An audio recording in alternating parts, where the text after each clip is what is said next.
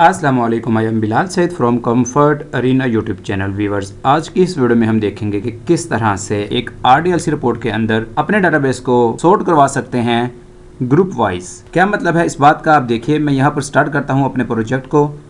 तो व्यूअर्स, यहाँ पर हमारी रिपोर्ट शो हो गई है। ये रिपोर्ट किस तरह से शो करवाई जाती है, इसका मुकम्मल तरीका इससे पिछली वीडियो में मौजूद है।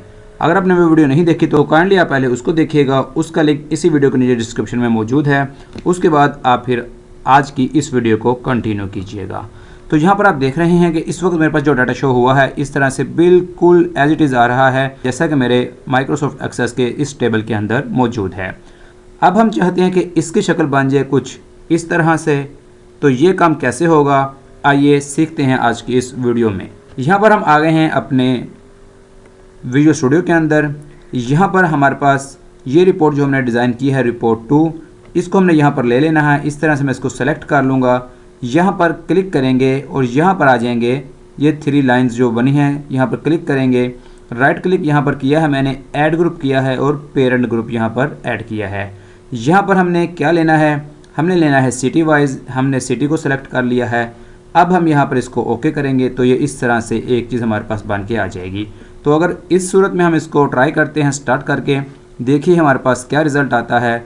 शो रिपोर्ट मैंने बटन दबाया है तो इस तरह से आप देख रहे हैं कि जो आरीवाला के स्टूडेंट्स हैं वो इस तरह आ गए हैं, लाहौर के अलग आ गए हैं और साहिवाल के इस तरह से अलग आ गए हैं।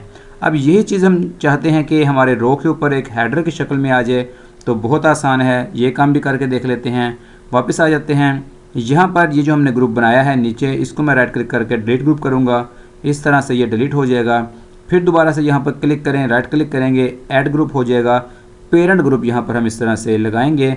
यहाँ पर लगाएंगे ऐड ग्रुप हेडर और ऐड ग्रुप फुटर, दोनों लगा देंगे। यहाँ पर हम सिटी ले लेंगे और इस तरह से ओके कर लेंगे। अब आप देखें कि यहाँ पर भी हमारे पास एक लाइन आ गई है और यहाँ पर भी एक लाइन आ चुकी है। अब हमने क्या करना है, ये जो सिटी है इसको हम यहाँ से डिलीट कर देते हैं इस तरह से। ये जो हमारा पूरा कॉलम है, तीनों हमारे कॉलम्स हैं। राइट क्लिक किया है मैंने, मर्ज सेल कर दिया है। अब यहाँ पर मैं क्लिक करके इसको सिटी कर देता हूँ, ये यहाँ पर सिटी आ गया। अब ये जो नीचे वाला है मेरा, इसको भी हम इस तरह से करके क्या करते हैं कि मर्ज सेल कर देते हैं। सम ऑफ फीस आ गया है, इसको हम इस तरफ ले आते हैं।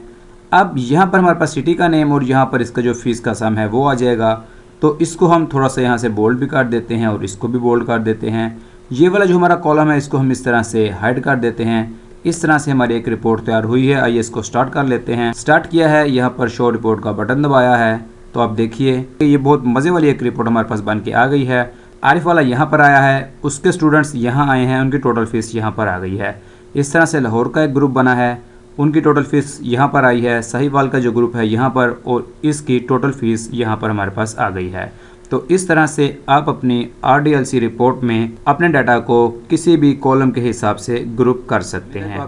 तो व्यूअर्स, उम्मीद है कि आपको आज की वीडियो पसंद आई होगी और इसमें आपको सीखने के लिए कुछ ना कुछ नया ज़रूर मिला होगा। इस वीडियो को लाइक और शेयर ज़रूर कीजिएगा और हमारे चैनल कंफर्ट अरीना को ज़रूर सब्सक्राइब कीजिएगा। It is Bilal Saeed signing off. अल्लाह हाफिज़।